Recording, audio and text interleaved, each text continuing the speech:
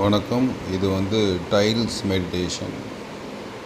இது ஒரு ancient technique. ஆனால் இப்போ யாருக்கும் தெரியல.